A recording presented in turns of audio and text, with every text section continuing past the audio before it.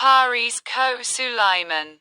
In the past, in a small village among the hills of Koh-e-Sulaiman, there lived a girl named Fairy.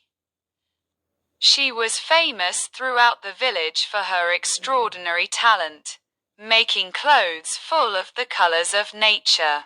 The spirit of the village resided in her clothes.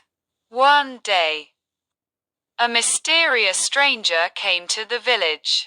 He saw Fairy's work and presented her with an ancient, charismatic veil, which had intricate patterns on it.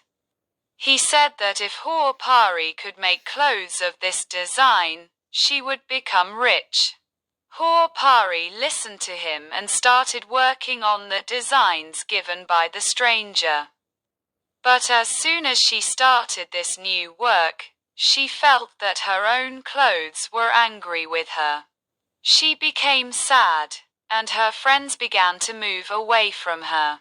One night in the moonlight, she saw her ancestors in a dream, who whispered, "Made not with hands, but with the heart." Hearing this, Fairy realized her mistake. In the morning, she sent the stranger away from the village and went back to her friends to apologize. Together, they all started making the same old, heartfelt clothes again.